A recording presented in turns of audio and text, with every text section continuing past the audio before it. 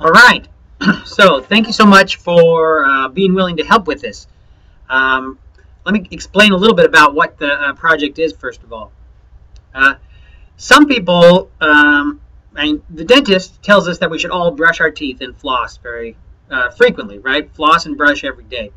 And people do that, and if you do that every day, generally you don't get cavities.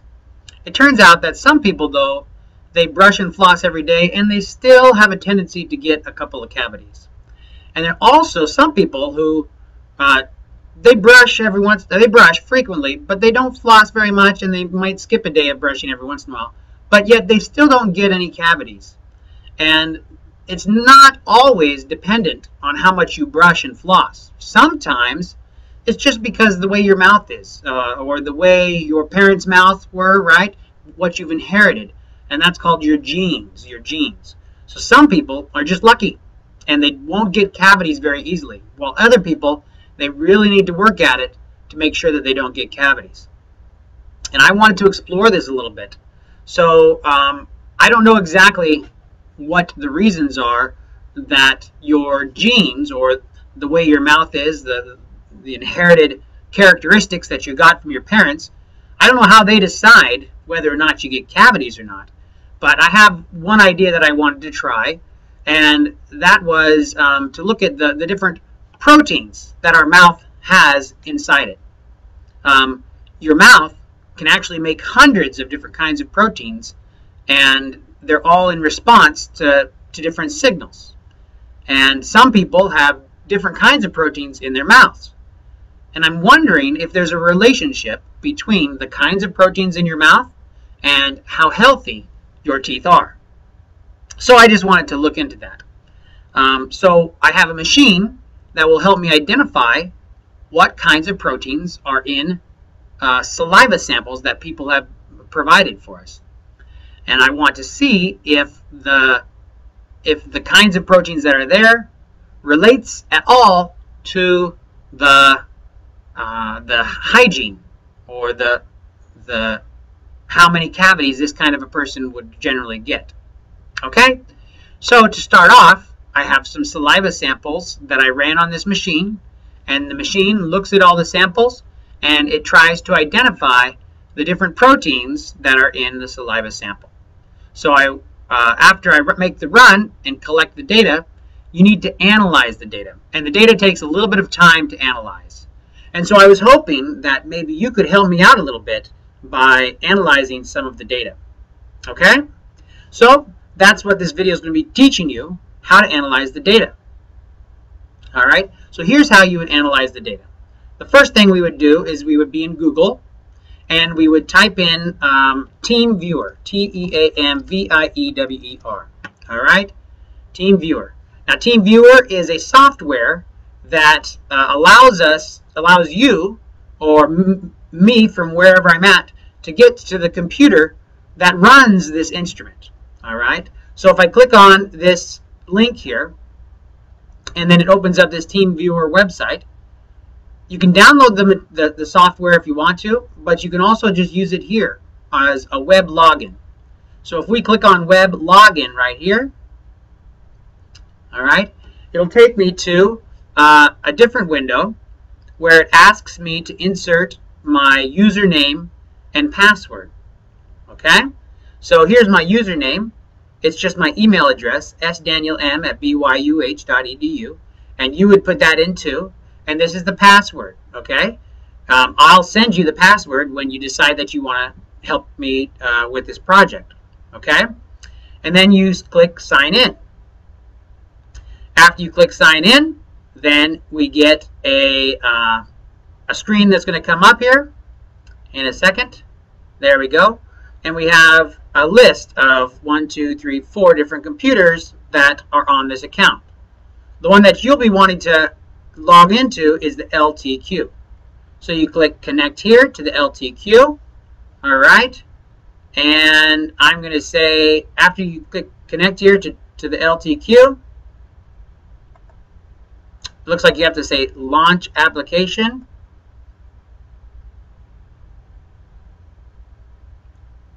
All right, and then you wait, and then the window will open up. Okay, now this is a different computer.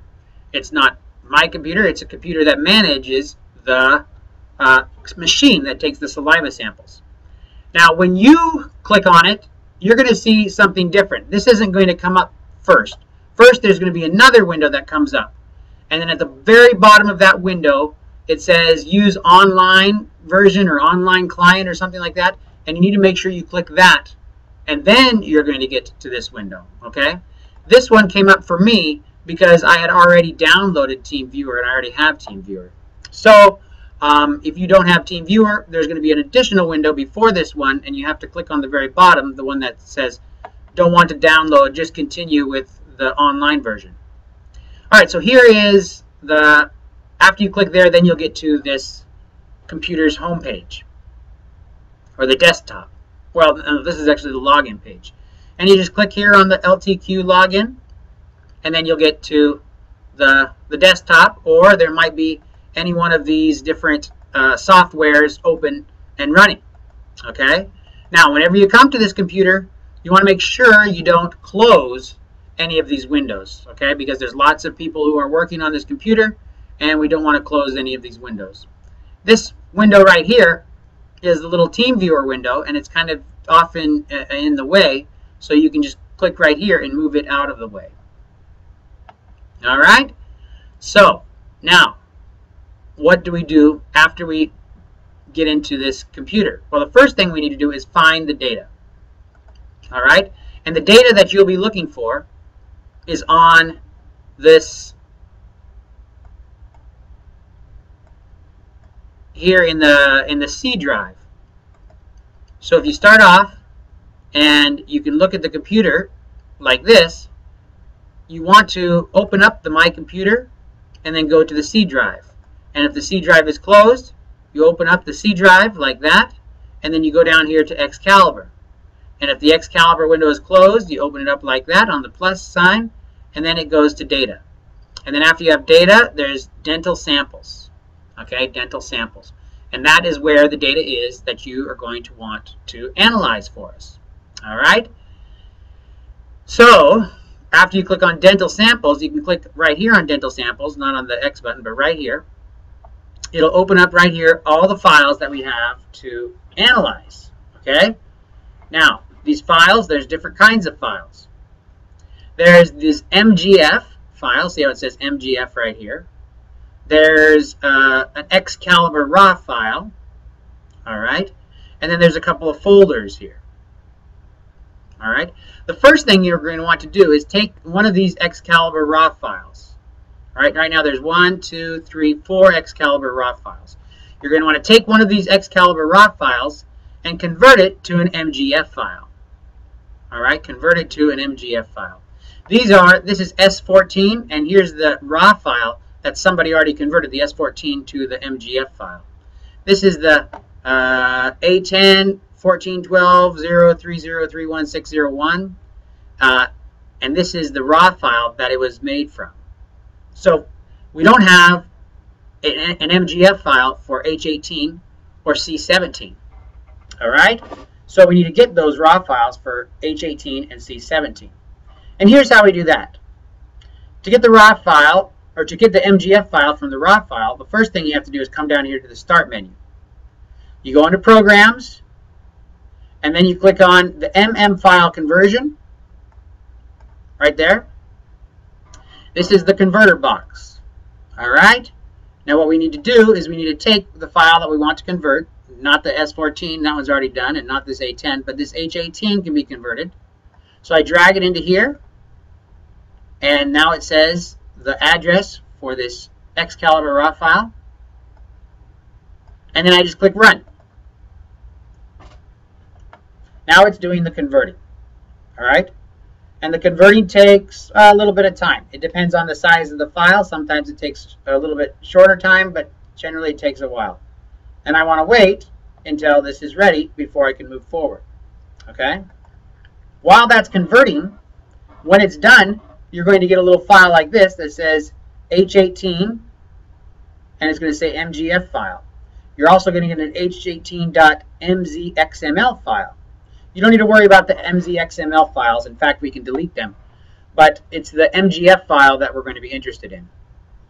All right, let's pretend like I got, because this one will be done in a second, but while I'm waiting, I'm going to show you what you can do with the MGF file once you get it. I'll show you by using this S14 file. All right, this is the MGF file, and what you need to do with this MGF file now is you need to run it through a different software.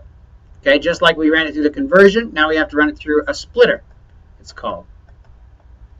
And a splitter is found, oh look, there's the H18 MGF file. It's being created. It's not quite done yet, but it's being created. Or maybe it's done. Let's see. If you click on this twice, oh, it's not finished yet, but it's working on it. All right, so if we go here to, we need to go to this data file now, okay? So dental samples is where you get the original raw file and you convert and make the H18 file, or the MGF file, sorry. And then we go to this data window, and I click on data here. That opens up this list of lots of different files, okay? And when I click on type right here, it'll put these files in order of the type of file that they are. One of these files is called an MGF splitter. I'm going to copy this MGF splitter and put it into the dental samples file so that you can have it here. All right, so there's the MGF splitter file. So now you're not going to have to go to the data file. You can just go to this MGF splitter file and double click on it. All right, I double click on the MGF splitter file. Let me see if it looks like the converter is done. You can tell it's done because this window says 100% finished. And then you can click OK, and then you can minimize this converter file. So we're done. What it's converted is it converted this Excalibur raw file into this MGF file. All right. So now I have an MGF file here, and I'm going to split it up. I need to split it up into small pieces, and that's what the MGF splitter does. So I double click on the MGF splitter. Wait a few seconds because it's a little bit slow as well. Just wait, and then it opens up. And now it wants to know which file I want to split up. So I can move it out of the way to look. And it was this H18 file, right? The MGF H18 file that we want to split up now. So I click on the H18 MGF file, double click on it, and it says, is that the one you want to split up? And I say, okay. And now we have to put in a number to say how many blocks we want into each split up segment. And I want to have 1,150 blocks. So I type in there 1150. All right. And then I say OK. And then it says, where do you want to put those blocks? And all I have to say is open. And it will go ahead and put them in the right spot. I also have to click on that, say OK. And now it's going to put them right here. So now I see a folder that's made for the H18. And I can double click on the folder, and I can see it's generating these split files. So it's made 6 so far, 7, 8, 9, 10, 11, and now it says done, 12. Okay, so I say okay. Now I have 12 splits. These are all little MGF files, okay?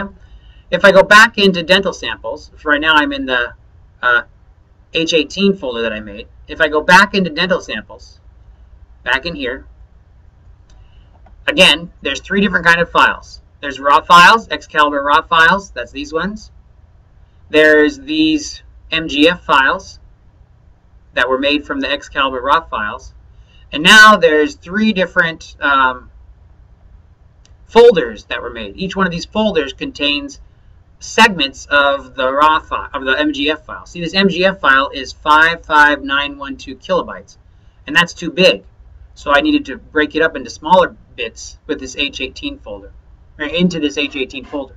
So if I double click here again, I see the different files that it broke up. All right. Now what I have to do is I have to go to the internet, click on the internet here, and on. All right. So now what we want to do is we want to come here to the web browser on the computer and open this link right here, Matrix Science Mascot. Click on it. All right.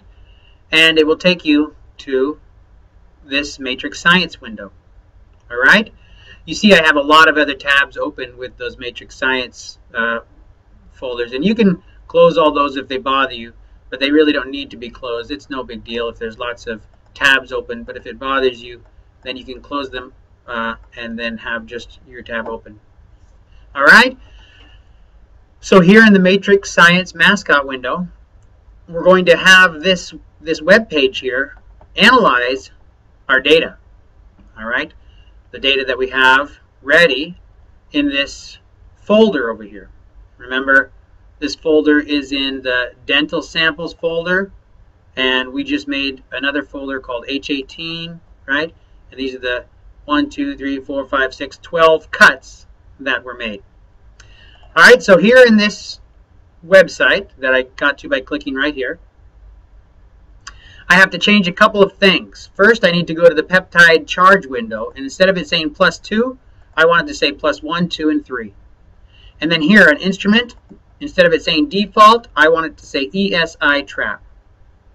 And then I just browse to my folder where I have the files that I wanted to analyze. I push browse, and then I have to click right here to look for the right folders. And again, they're in dental samples, and it's H18. So I double click on H18, and then here are the 12 cuts. So I start with the first one, and I double click on it, and now it's going to try to analyze that first cut. And I push start search. All right, and now it's going to start searching. Now it takes some time for it to search and to analyze that data. So while it's doing that, I can open another window here. I can open another window, go to Matrix Science again, and then do the same thing. Make sure this peptide charge says 1, 2, and 3. Make sure this instrument here, instead of saying default, says ESI trap. And then I browse to make sure I'm in the right folder. This is the H18 folder that we want to analyze. So then I double click on the second cut. And then I push start search. And I can see by this wiggling thing that it's starting. And over here I can see that this one looks like it just about finished. And so I can click on it here and see if it's finished, and it has finished. All right, it's finished. So once it's finished, what I want to do is I want to collect this data. And the way I collect it is it says right here protein families 1 through 6. So these are the 6 families of proteins that it found. So to collect it, I highlight the data and I push Control-C, and then I want to paste it. And the place I'm going to paste it is into a Microsoft Excel file. All right, so we'll make a new Microsoft Excel file, and I'll paste the name here, which was AMYP_human. So I right click there and I can copy it, and then I go to my new Excel file and I paste it. All right, there it is, AMYP human. Very good. I also want to get this number. Right click here, copy this number, and I go in here and I can right click here and I can paste it right there. So it has AMYP human 43. That's the first protein that it found. The next one is this one. All right, so I get that protein right there. I copy. I go here, paste, and I also want to have the 37. Now, if I don't want to copy and paste the 37, because it might be easier just to type 37, I can do that. All right. In fact, if you just want to do typing, you could type in K2C4_human. Whoops. I want it to look exactly the same, so I use uppercase. And then I could type the number 33 here. All right. Does that make sense? So I'm going to do that for all of these. I'm going to copy, paste. Whoops. What happened? Oh, I copied the 4 instead. So I'm going to go into Edit, Undo. I don't want to copy that 4. I just need to copy that little tiny segment right there. Right click, copy, right click, paste, and that's number 30. The next one, K1C13, copy, paste, and that's 28. Alright, you can paste 2 ways. You can right click and click paste, or you can push the Control and V button at the same time, and that will paste. Alright, so, and then I get this last one here. I'm going to copy it by pushing Control C, but you can also right click and click copy.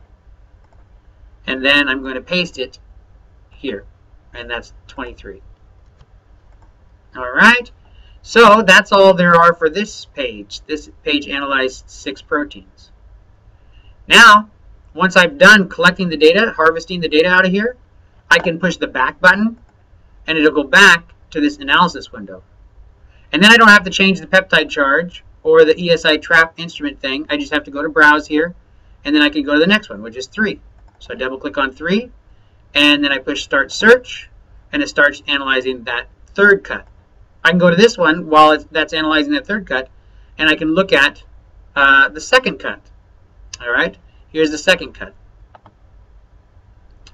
So here I have, I have KC13 human again, and it's 149. So I have KC13 human I had before 28.